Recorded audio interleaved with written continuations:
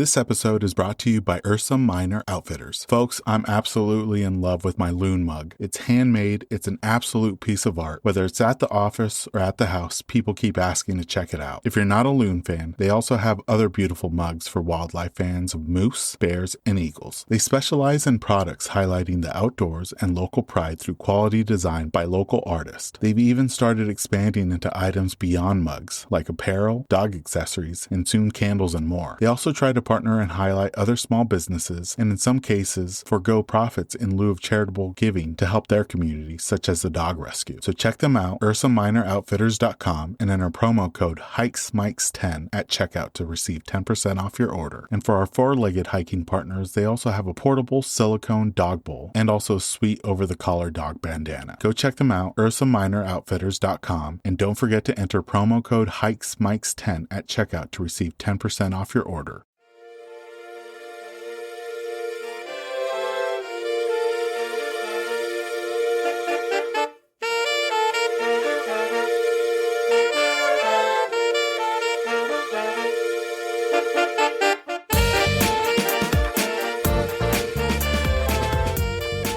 Welcome, everyone, to the Hikes and Mikes podcast. I'm your host, Ivan, and together we'll embark on a weekly journey connecting with extraordinary hikers from all corners of the U.S. and beyond. Throughout these winter months, we've had the privilege of conversing with some remarkable individuals this season. Their experiences and adventures will leave you yearning to hit the trails. Since the Northern Hemisphere is in full winter mode, I'm excited to have our first guest of Season 5 be from a place very dear to my heart. We're taking it back to the islands to talk with an amazing hiker. His name is John, and he's from the Big Island of Hawaii. You can follow him on Instagram at john.ventures. John shares with us how attending college in the Pacific Northwest and living in NorCal helped introduce him to the outdoors and hiking. We also learn about some of his favorite hikes across not only the Hawaiian Islands, but across the Southwest and California. Lastly, John shares with us his incredible experience visiting Dubai. Without further ado, let's jump into this episode with our guest, John.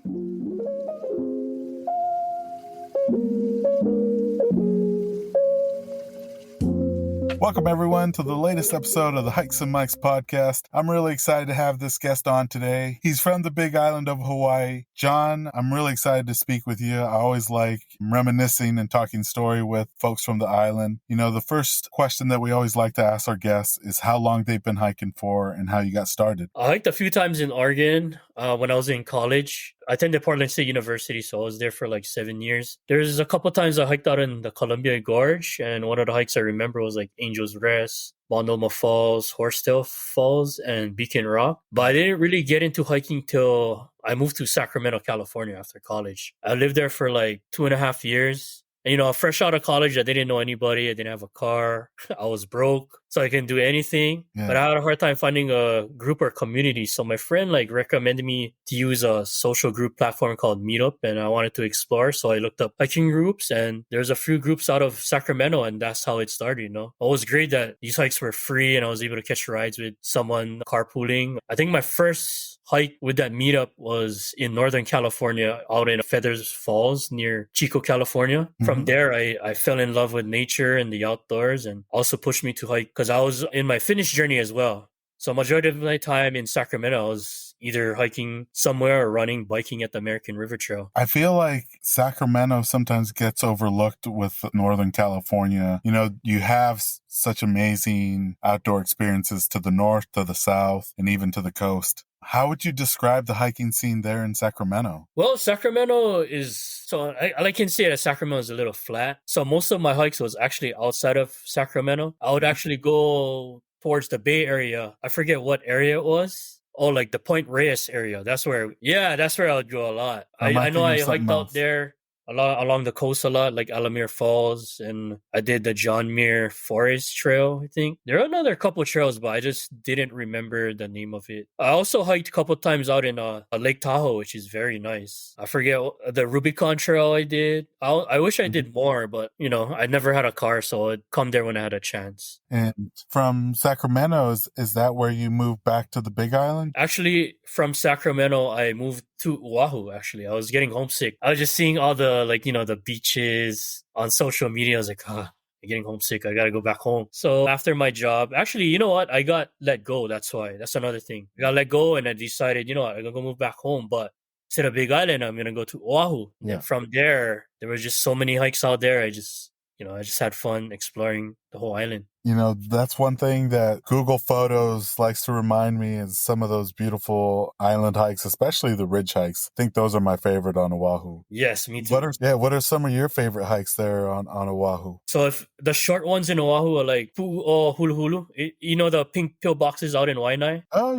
yeah. Yeah. I prefer that over like Diamond Head or Lanikai because it's Diamond Head and Lanikai is like overcrowded. Pu'u Hulu, I'll just call it pink pillboxes. They have like better sunsets because of the west side of Oahu. And I like how they dedicate the pillboxes to like people with cancer. I don't know if you noticed, they would like put something like if somebody passed away, put their names or put a prayer box as well. I like how they made theme for it. Yeah, and it's one of the more unique pillbox there on the island just because, like you said, Lanikai is known for the sunrise hikes, but something about sunset hikes over on the west side, and especially with the more desert landscape of the west side that adds contrast to it. Yeah, that's true. Another hike that I like is actually the Aiea Ridge. It's pretty long. It's like 10 miles round trip. I just feel like it was just so like the views is so mountainous compared to all the other hikes I've done or other ridge hikes I've done in the island. Of course, I like Stairway to Heaven as well, but for some reason, Aiea Ridge caught my eye. I only was able to do Aiea Ridge a few times, and one time I was trying to reach the other stairway, the Stairway to Hell, but I lost the trail. I had to turn around. You did. That's what I want to do next. Like that's one of my I want to check that hike off. But I always wanted to do Stairway to Hell. Yeah, same. Never got a chance. And I hear that there's a trail that's a little bit more maintained because when I did it almost 10 years ago, it wasn't much of a trail. Like once you got to closer to the H3 tunnel. Yeah, Aiea Ridge is like the pathway to Stairway to Hell, right? Yeah. Now you're giving me motivation. The one that's popular for people that are working out is the Cocoa Head stairs. Yes. Did you get a chance to do Cocoa Head a few times? Oh, I do it like when I was living there, I would at least do it once a week. And I still do when I go to Oahu. Mm-hmm. And of course, yeah, like I call Cocoa Head the Cocoa Head Stairmaster. It's pretty much a Stairmaster going all the way up. And did you know before I left, like it was a lot harder because the stairs wasn't being renovated, but they renovated it now. It's under the Coconut Coalition. So they've been like fixing up the stairs. They even added something at the top. More stairs at the top. Yeah. And then they did take down that platform on the top. I don't know if you've seen that yet. Now it's like a little... Yeah, I kind of am disappointed they took the platform off because that was always a good place to rest and just take in the views. It's nicer too than what they have now. I don't know. They did it because of like it was dangerous or something. I still never seen that very dangerous as well. The old platform had great views. Yeah, it's just a nice way to rest. You know. Yeah. Like when there's somebody I know that started hiking and they ask me, so which ridge hike should I do first? I always recommend that hike. Same. Because like it's not steep, there's no like narrow drop offs. It's safe, but it's a good beginner ridge hike. I like that it changed. Like every mile was a different landscape. You start with almost that drier, deserty landscape, and then you kind of get into like, is it pine trees? I think it's pine trees. I think it is pine trees because you go through like few switchbacks, right? There's a few, and then you go into the forest. And then you finally pop out at the top, which is its own mini Stairmaster, because I think it's like maybe 100 steps that you have to take. Yeah, man, you're giving me memories or no? You know, that's Oahu, but now you're on the Big Island, and the Big Island, it's so diverse. I think people say that it has practically every single ecosystem except Arctic, all on one island. How would you describe the outdoor and hiking scene there on the Big Island? The Big Island outdoor scene is unique. You know, you can be under the sun, sitting on white sandy beaches, or wearing a rain jacket, walking through a rainforest, or, you know, exploring any geological features out of the volcanoes. And right now being December, Mauna Kea is snowing, so you can wear snow boots and coat up a snowy mountain. You can even if you have a truck, you can bring snow down. So it's very diverse. I think Big Island is one of its kind, and that's what makes its island. It's very unique. It makes it stand out from all the other islands. In terms of like hiking, since I moved back to the Big Island, there's a national park, Hawaii's Volcanoes National Park. There's not too much ridge hikes or summit hikes, mountain hikes. That's what I miss a lot. There's a lot of coastal trails here in the Big Island. If I had to choose like My favorite hikes be like Pu'u It means cinder cone. You go up pretty much. It's located in Waimea, actually, the other side of Hilo. Yeah, so you go up a cinder cone and you just get a view of the west side of the Big Island. You can see on a clear day, you can see Mauna Loa, Mauna Kea, and Hualalai, which formed the Big Island. And how long of a hike was that, John? Say about 7 miles round trip. Okay, not too bad. Yeah, I did it 3 times already. I know the first and the last time, like my first time and the third time, it was a clear day. The second time, it was rainy and foggy, so I couldn't see anything when I was at the top. Kind of like ridge hikes. You don't know what you're going to get at the top. Sometimes it's clouded in, sometimes it's clear. I think that's why I like it, because it's pretty much similar to a ridge hike, because that's like only the hike that I can think of that's kind of like connected to ridge hikes in Oahu. The rest is like mostly coastal line trails, which, it's okay, but I do miss the ridge hikes out in Oahu. Maybe what I can bring up is probably South Point, right? Green Sands Beach. Have you gone out there yet? I've made it to South Point, but never made it to Green Sand Beach. Oh, you never made it to Green Sands Beach? No. Checked off South Point, but haven't had a chance to hike out to Green Sand. Well, if people don't know, if whoever's listening, South Point is the most southern point of the United States, and Green Sands Beach is about, I say, about a mile and a half. It's one of the 3 beaches in the world that have green sands. There's local guys that actually have trucks, so they can go 4x4, pick you up and go off-roading towards the beach, or you could hike. I did the hiking part and I rode the truck, and both are great. It's really nice. It's very unique. Like from far away, it doesn't seem like there's green sand, but when you go like actually walking on the sand, you'll see green sands. You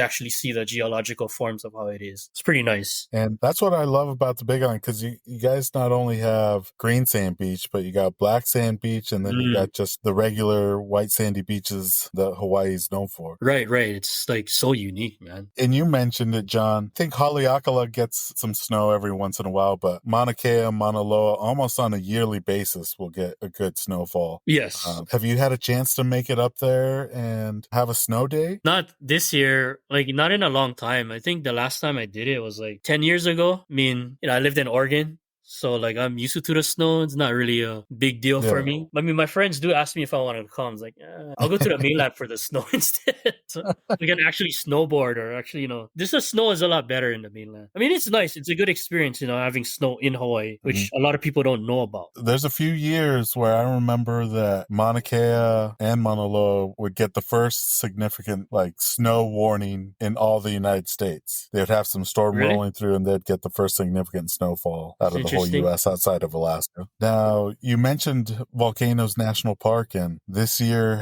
was definitely an active year on the Big Island, not just at Kilauea, but also at Mauna Loa. Were you able to experience the eruptions in 2023? Yep. It was just crazy. So I was at Walmart, yeah.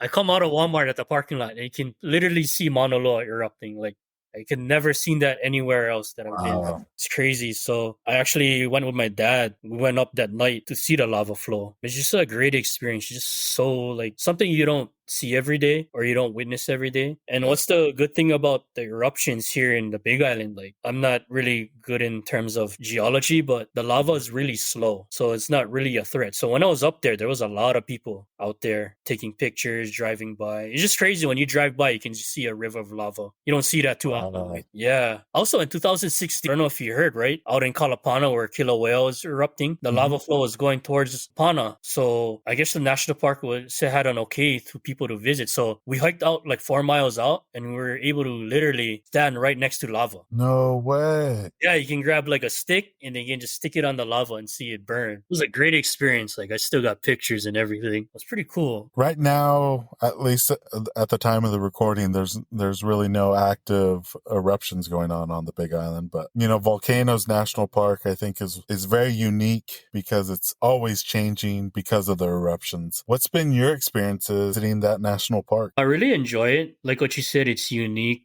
There's so many geological structures and features you can go to. There's like one area you can hike or drive through steam vents where there's smoke coming out of the ground. Another area where you can just go through like cinder services, like in other hikes. There's also, it erupts like at least once or twice a year. So in October, I was able to see, I guess, one of the craters, the caldera, was spewing lava. I brought my friend with me. That was my first time actually at night. So I thought that was a cool experience. My favorite hike there is the Hale Mau Mau Trail. Or no, Kilauea Iki Trail. So you go down, you start from the top and then you go down to the crater. And then it just like I said, it's just unique being on a crater. You see all these rocks that you don't normally see. And then you make your way back up. It's one of my favorite ones too as well. Yeah. Is that the one, John, where you start off close to the lodge or restaurant, almost by the visitor center, and then you hike down? Yes. Yeah.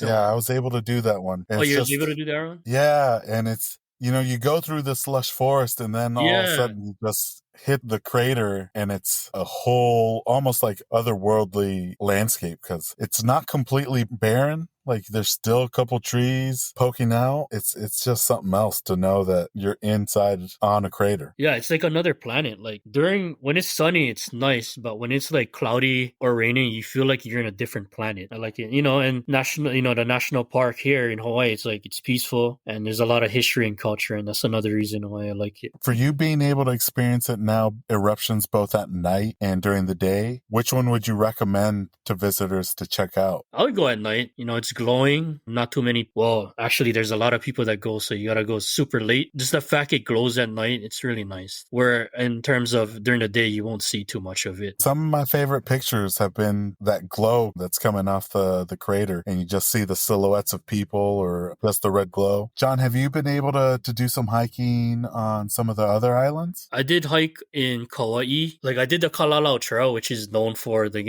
one of the most dangerous hikes, but I didn't go all the way. I just went for like a mile with a group of friends and then we turned around, but I really want to complete that hike one of these days, backpack it. I've hiked out in Maui. I think the one I did was out in the west side of Maui. It's called Waimoku Falls in the Haleakala Reserve area. But that's all I did though. I wish I did do more hikes outer island. You've definitely been able to do a lot both on Oahu and Big Island, and not just that, like you said, you've been able to do some hiking on the mainland. And I feel like most recently you've been able to cross off several of the big national parks across the west and southwest, starting off on the ninth island, as they say, Las Vegas. What are some of your favorite hiking destinations in and around Las Vegas? You know how Las Vegas is, people say Las Vegas only has the strip, it's boring, but yeah, one of my favorite places out in Las Vegas is the Valley of the Fire. I mean, the rocks, the landscapes, it represents its name. Like the rocks is like red, it looks like fire. My favorite trail there is the Fire Wave Trail. It's great for like Instagram photos and stuff, but it's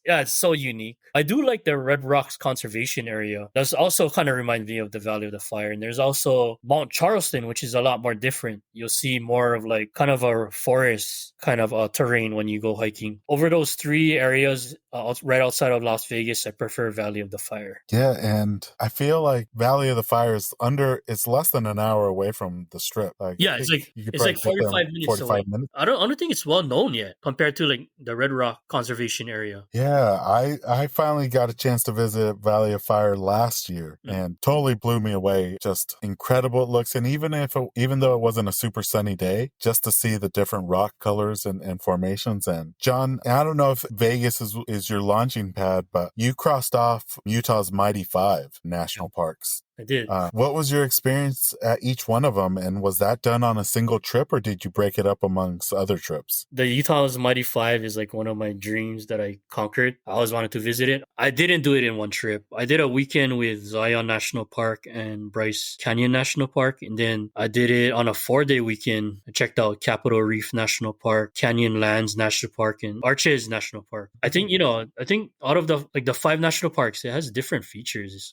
That's what I've noticed. I say Zion National Park is the most I visited. It was like my 3rd time this year visiting it. Yeah. Angel's Landing, I like it how you can be in the top. You can see the Valley of Zion. It's pretty. And then you got Bryce Canyon National Park, which is like, it's so colorful because there are rock formations there. It's nice. It's just bright, so unique. I did Navajo Loop via the Queen's Garden Trail, which maybe is one of the popular hikes out there. And you can see part of that trail, you can see that famous switchback that you see a lot on social media or Instagram. Yeah, it's pretty cool. I think people should do it in the morning when there's less people or when it's less crowded. Capitol Reef National Park, I think, it's cool as on itself because it's like it's weird. It's a small national park. You basically just pass through I don't know what highway, but Highway 24, I think you pass through and it's just there. Yeah, I think I did Hicksman's Bridge. It's like a short hike, and then I did another one called Chimney Rock, where you can pretty much see a good view of the national park. Not too many people that visit there, because when I was on top of Chimney Rock, like didn't see any that much cars passing by. But they do have the world's famous pies there at Gifford Homestead. I don't know if you've been to, but yeah, their pies is pretty good. Oh, I think I heard about them, but I didn't get to try them when I was there. You got to go early because I went the first day and I never go to the afternoon. It was all sold out. So the next day I went in the morning. Okay, good tip. Yeah. Yeah, and I feel like out of the southeast corner of Utah, Capitol Reef, like you said, doesn't have the crowds that Arches or Canyonlands has. You do get those moments where you have the trail to yourself at times at Capitol Reef where you might not have that in the other national parks. No, I agree, bro. Like Arches National Park, I did the Delicate Arch. I had to wake up in the morning. Like I started hiking at 6 a.m. and there were so many people already starting off the hike or even coming back from the hike. So I get what you mean. It gets crowded out there. And same as the Canyonlands too. Like I did the Grand Viewpoint overlook. Yeah, there was more people out there compared to Capitol Reef National Park. But I also like Dead Horse State Park, which is right next to Canyonlands. Now, John, out of Utah's Big Five, if you had a friend that was going to visit Utah and asked,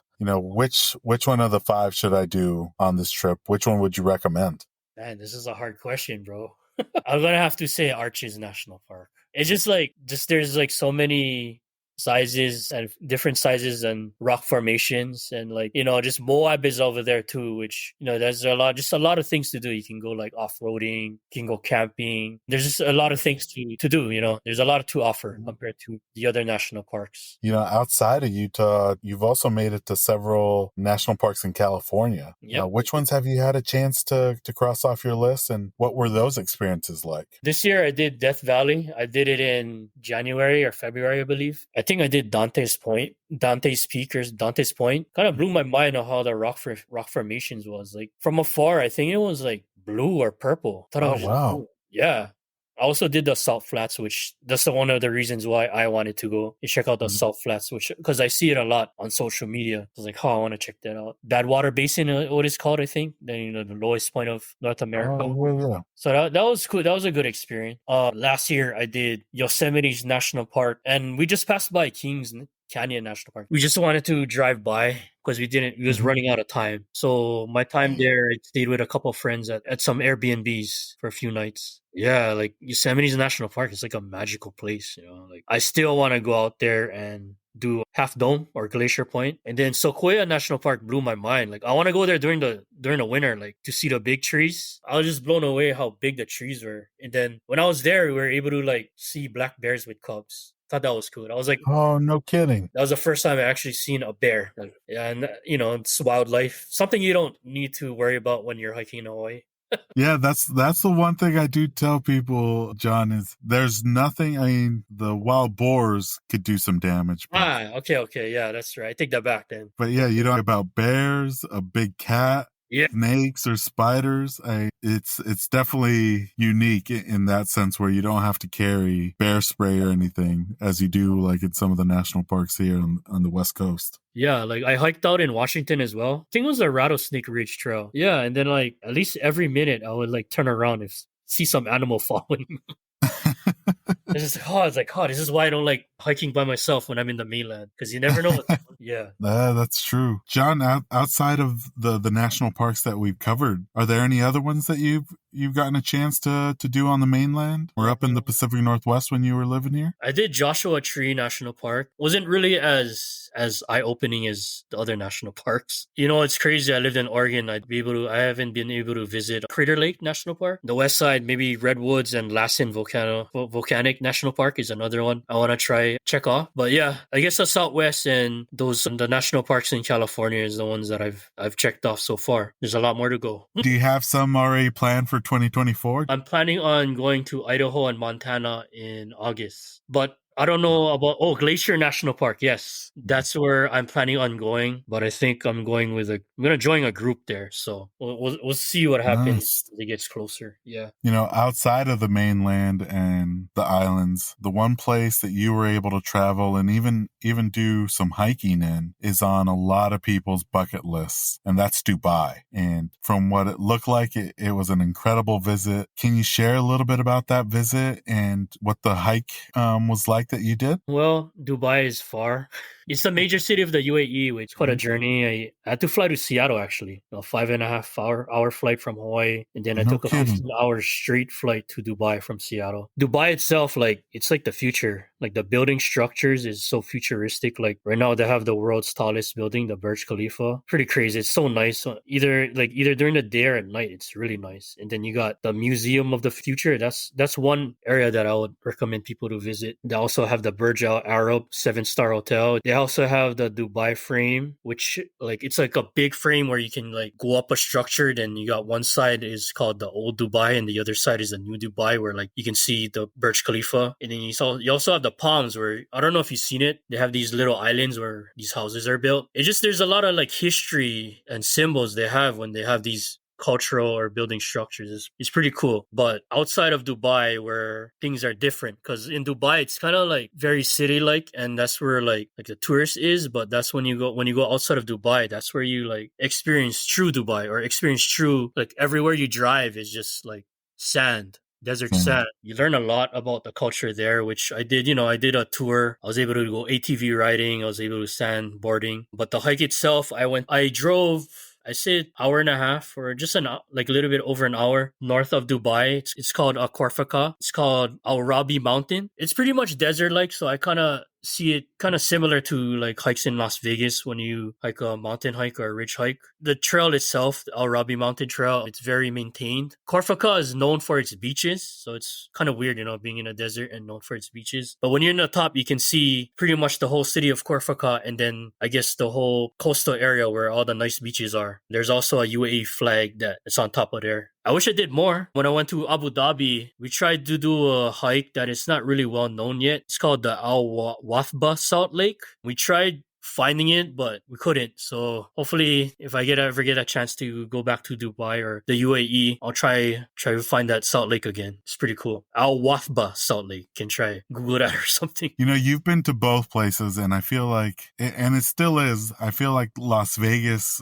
can be a sensory overload, especially for first-time visitors. There's just so much going on, so many lights, so many different things, attracting your attention. And I feel like Dubai has that similar feel where not just the architecture, but all the different activities that you can do within the city. Did you find yourself just kind of, moving your head back and forth and looking at all the different things that Dubai has to offer? Yeah, pretty much. I mean, there's a lot, like what you said, there's a lot going on.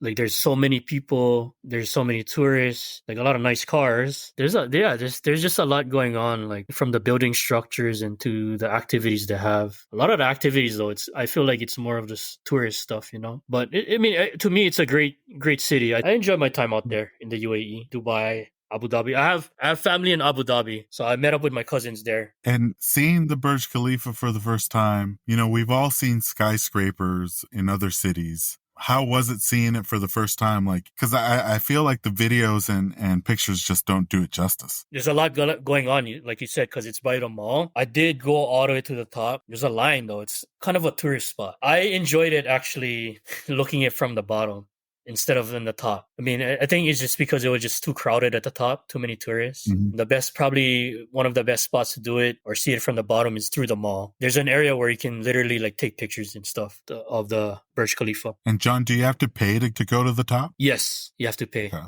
I forget how much it costs though. Oh, that's all right. Now, some hikers have a regular summit routine or an end of the hike routine. For some, maybe it's a favorite snack. For others, it's a favorite beverage. And then for a few, it's just a moment of zen or maybe looking forward to the meal afterwards. Do you have a regular custom or routine that you do when you reach your summit or destination, or maybe when you make it back out? So like my meal, coming from Hawaii, yeah, I was going to buy spam musubi. Oh, better believe it. Yeah, I take a couple of spam musubis with me when I reach the top, but that's pretty much my food. People, I know spam is not a popular food, but people don't know it's like a slice of grilled luncheon meat sandwich between like block of rice and wrapped with nori wrap. You can also add furikake or eggs or some shoyu sauce on top. What else? Sometimes I bring in some green tea, Arizona green tea. It's just so cheap. I personally believe that 7-Eleven Hawaii has the best spam musubis on Oahu, at least. I don't know how it is on the Big Island, but for me, those were some of the better musubis. I think so too. I agree. There's not much really going on in the Big Island when it comes to spam musubi, side silo luncheon shop. Where else? Yeah, I don't know any other place that actually has its own unique style of making spam musubis. Oahu is a lot. They have taniokas. There are a couple places in downtown. I forget what it's called in downtown Honolulu near Chinatown. It's another spam musubi shop there. It's pretty good. And are they still under $2? Because when I left, I think it was $1.79. Nah, it's like $2.50 now. You know, Oh man, inflation, man. I should get my Raising those spam. prices up.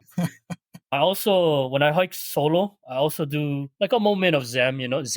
When I reach my hiking destination or the summit, I always reflect and reevaluate myself. Like, what am I doing in my life? What I can improve in my life? Or what should I focus in my life? And, I know everybody has their own beliefs and religious values, but I'm a Christian and I believe in Jesus Christ. He's my Lord and Savior. I sometimes bring my Bible to read a verse and see if I can relate to and connect with God or say a prayer. There's a few times I brought people along with me hiking who's going through a lot, through depression or going through a divorce. I'll pray over them or just be there in the moment with them, just have that sense of peace away from all the mess or, the everyday life. And that's like one of my favorite things. I like nature and the outdoors. It's peaceful.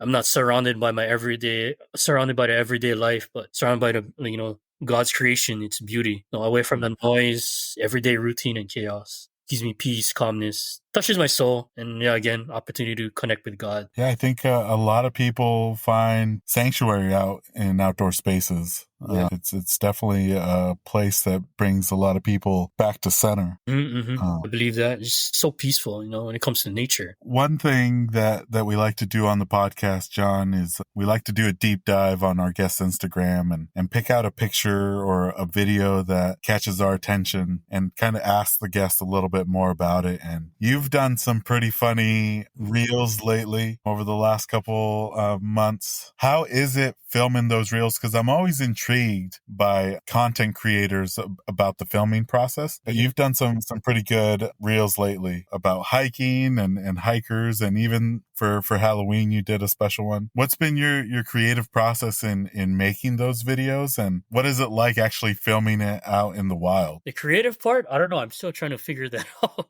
I just do it like everybody else do it, I just try to like do things, make people laugh, but also I just want to be informative. That's what kind of my Instagram is about, actually. I wanted to be more informative in terms of hiking and traveling. In terms of the process of making these videos, it's you got to have a lot of patience, especially when you're hiking in the trail. For example, if you're hiking a 1 mile trail, it takes about 30 to 45 minutes. But when you're recording, it takes about over an hour, and it gets I get pretty impatient after. It's like, oh, this is taking forever. Sometimes, I feel like when people pass by, I'm like, oh, it's just like, I don't know if I'm shy, but like, I just look at like, if people pass by me, like I ask myself, like, am I being weird? But, I do enjoy doing these kind of stuff, and I hope to continue doing it. Yeah. And I'm making more time of it. Like, I just never have time. Like, I have a job, I have a lot of responsibilities. So it's kind of hard to try to put a lot more time, which I should though, or try to at least find time. Well, definitely the one for Halloween with the Popeyes chicken had me rolling. Oh yeah, that's the one. Like, yeah, I had to plan that one a lot. I wanted to make a funny one. I appreciate there's just so it. many ideas that I try to like figure out, or I think I just gotta post more. But then again, like, I don't want it just to be just funny videos.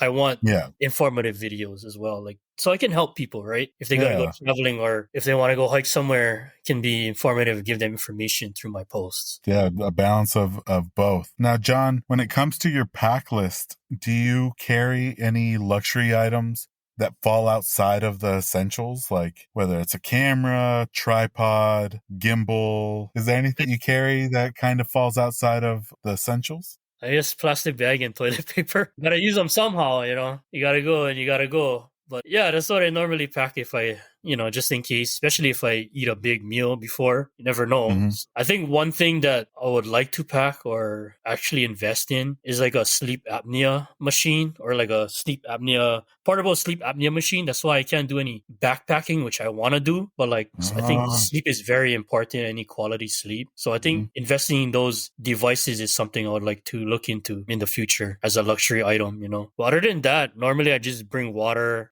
food. I do have a camera, but it's not a full frame camera. I have my tripod as well, just a little one. But yeah, besides having like toilet paper and plastic bag, I don't bring anything, very luxurious or anything. Yeah, it's just I want to backpack, and I think having those devices as sleep apnea portable traveling devices would help. And then, you've already shared some of the national park trips that you're going to be doing, or travel to the mainland for Idaho and Montana. Do you have any other hiking or travel goals for 2024? Yeah, in April, man, I'm going to the Philippines and South Korea. So Right now, I'm planning on hiking Mount Pulag. It's in the main island of Luzon. It's the tallest peak in Luzon. Mount Pulag is known to be called the playground of the gods, or sea of clouds. So I'm gonna try find like a group of people out there. I know they have hiking groups, and see if they want to join me or if I can join them. Because apparently I hear they start the hike at like 1 a.m. and then they make their way out to the summit to beat the sunrise. So when the sunrise comes, you can see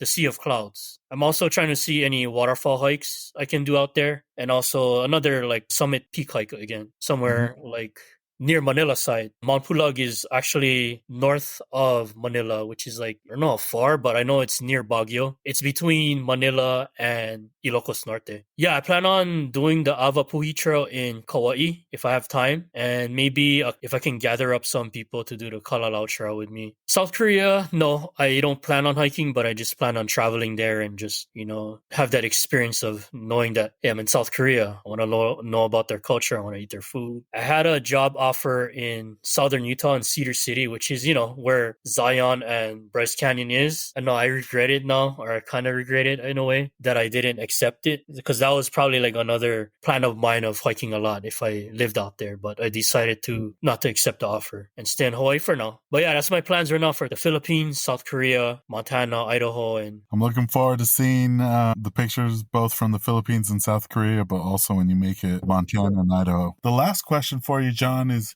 for anybody that's interested in visiting the Big Island to do some outdoor hiking, whether it's the national parks or outside of the national parks, what are some tips and tricks that you would give? Well, come in spring or summer, because right now in the winter, it just rains. It just rains like for days. The weather's not that great. When you're in Hilo, it's different. It's a rainforest. And then when you're Kona side, on the west side of Big Island, it's pretty much desert. So it's always sunny and hot. Say like do your research over where you want to go. And I like I said, I recommend the national park and also South Point. And I think, people in Hawaii are nice, and they're willing to help you. There are hiking groups out there in the Big Island that can give you some ideas or some hikes to recommend. Well, that was it for the regular episode questions. This next section of the podcast is the this or that questions. I'm going to give you 2 hiking related topics, and you just choose which one you prefer out of the 2, and you can elaborate if you like. But the first one is, do you prefer a steep incline or a steep decline? Incline. Yeah, I guess you're just going to the destination, the challenge, and then when you reach to the top, it's like, this is my reward. And I know, to me, decline is a lot harder. My knees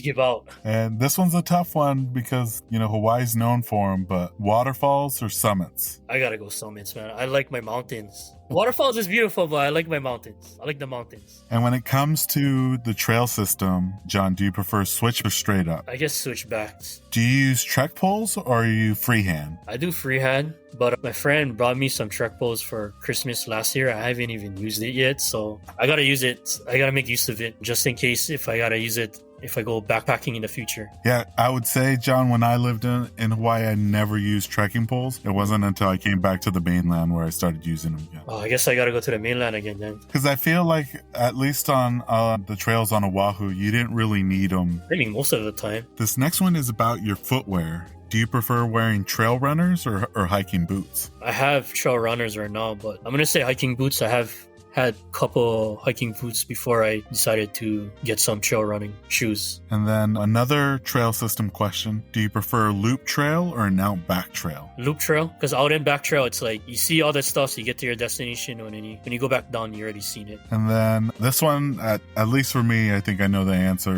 when it comes to the islands. But when you do come across a body of water on the hikes, do you touch it, whether it's just putting your hand, maybe your toes, or for some, maybe it's just jumping in head first, or do you prefer to stay dry? I touch it. I would jump in. And then this one's a tough one, but sunset hikes or sunrise hikes? Oh, man. Yeah, it is a tough one. Sunset. I say sunset. Because I don't, I got to wake up in the morning. That's why. You see on sunset. I feel like Hawaii, they don't have fall colors. But when you were on the mainland, did you have a preference between the spring wildflowers or fall colors? Fall colors. I like the fall colors. And does the Big Island have trees that have a fall color? Not really, right? Not really. I mean, I have my avocado trees. The leaves fall down, but the colors is not as nice as the ones you see in the mainland. And this last question is outside of the national park system. When it comes to recreational areas, do you prefer a national forest or a state park? National forest, yeah. Well, that was it for the this or that questions, John. Really great talking story with you today, and I'm looking forward to seeing what 2024 has to offer for you. For folks that haven't had a chance to follow you on Instagram, can you share your handle and maybe... If they want to follow me on Instagram and Facebook, for Instagram, it's john.ventures. And then Facebook as well as John Ventures. I'd also have a YouTube channel, John Ventures, but I haven't really made a video yet, but I would like to start making videos sometime next year. Besides hiking and doing outdoor stuff, so I do want to incorporate my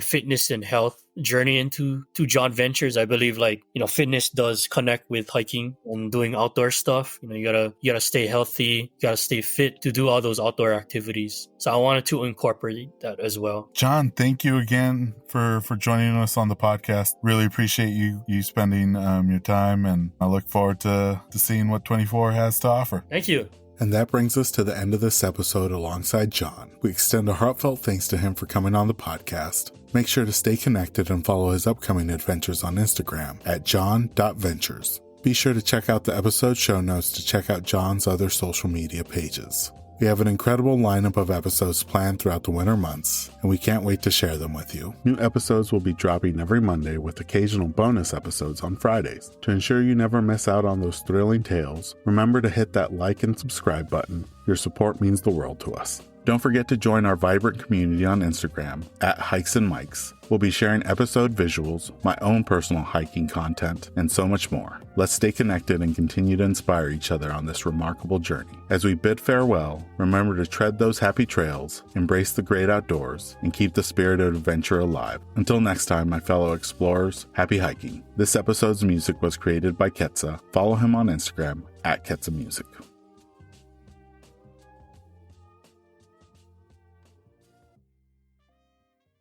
This episode is brought to you by Flip Socks. Whether you're on the trail, on the job, or in the yard, Flip Socks will keep Mother Nature out of your boots with their innovative nylon sleeve. You no longer need to worry about any annoying debris getting trapped in your boots during your hikes. Simply flip down the nylon sleeve over any boot to prevent Mother Nature from finding its way inside, keeping your feet comfortable all day long. To get your first pair, visit flipsocks.com and enter promo code HikesMikes10 at checkout to receive 10% off your order. And for listeners who use the promo code at checkout, I'll be donating 100% of the Season 2 promo code proceeds to Big City Mountaineers, who provide transformative experiences through connections to nature that strengthen life skills and build community for youth in disinvested communities across the nation. So if you're tired of bits and pieces of the trail finding its way into your hiking boots, pick up a pair of Flip Socks today with the promo code HikesMikes10 to get 10% off. For website and promo code, see the episode description.